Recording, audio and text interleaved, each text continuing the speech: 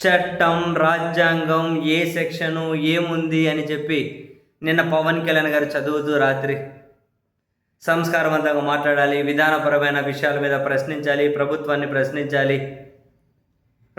ప్రశ్నించాలి, అసత్యం ప్రచారం చేయకూడదు, ఏమంటారు ఇళ్లలో కుటుంబ సభ్యుల మీద బూతులు మాట్లాడకూడదు, మరి హద్దులు దాటకూడదు, చాలా విషయాలు మాట్లాడుకుంటూ అలా లీగల్గా చర్యలకు మీరు సిద్ధపడాలి, మా కార్యాలయం టాస్క్ ఫోర్స్ ఏర్పాటు చేస్తుంది అని చెప్పేంత ఆయన ఏదో మాట్లాడిన తర్వాత నెటిజన్లు చాలా సీరియస్గానే చర్చించుకుంటూ ఉన్నారు.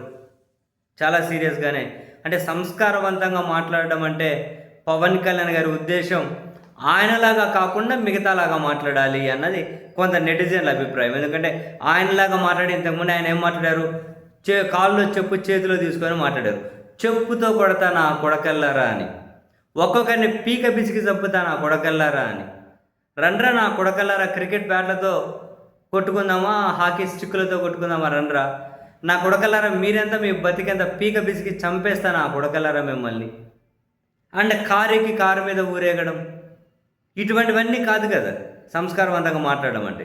సో ఆయన ఉద్దేశం కూడా ఇటువంటివన్నీ చేయకుండా మీరు పద్ధతిగా విమర్శించండి అని.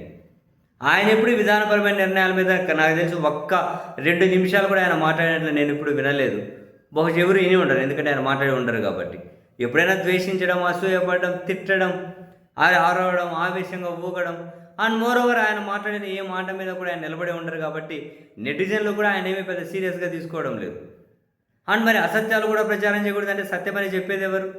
జనరల్గా అసత్యాలు ప్రచారం చేస్తే కూడా కేసులు పెడతారు. అసత్యం అంటే అసత్యం అని చెప్పాలి, మళ్ళీ అది మీరు మళ్ళీ ప్రచురించాలి, మీరు మళ్ళీ దాని మీద క్లారిటీ ఇవ్వాలి అని చెప్తారు ఎవరైనా ఒకటి. ఏదైనా కనుక అసత్యం అయితే దాని మీద కూడా కేసులు పెడతామంటే ఫస్ట్ ఆ ఫ్యాక్ట్ చెక్ వాని మీద పెట్టండి.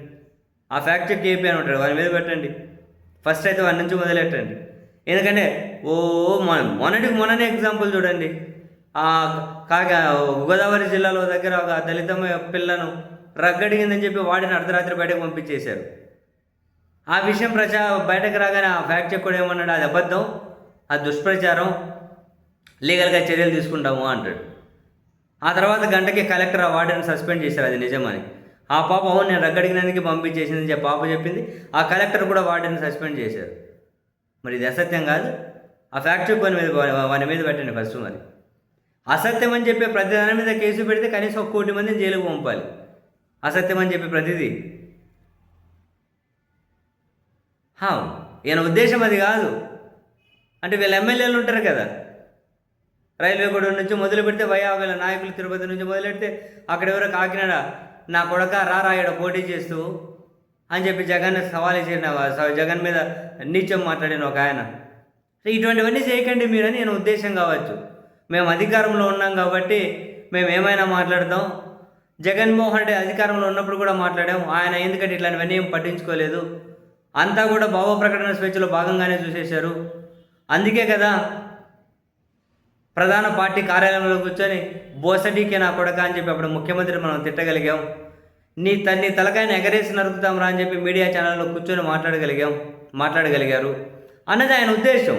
అంటే ఇవన్నీ మీరు చేయకుండా సంస్కారవంతంగా మాట్లాడండి అని. కాబట్టి పవన్ కళ్యాణ్ గారి వ్యాఖ్యలు మనం స్వాగతించాలి. సంస్కారవంతంగా విధానపరమైన నిర్ణయాల మీద చర్చ ఉండాలి. ఆయన ఉద్దేశం కరెక్టే, అందులో ఏమీ అనుమానం లేదు. 100% ఆయన ఉద్దేశం కరెక్టే. కానీ ఆయనలాగా చేయకండి, ఆయన ఎమ్మెల్యేలాగా చేయకండి, వాళ్ళ కూటమిలో కొందరిలాగా చేయకండి. సిస్టమ్ ఉంది కాబట్టి మొత్తం మేము ఏం చేసినా నడుస్తుంది, మీరు ఏం చేసినా నడవదు. అదే ఆయన ఉద్దేశం కావచ్చు.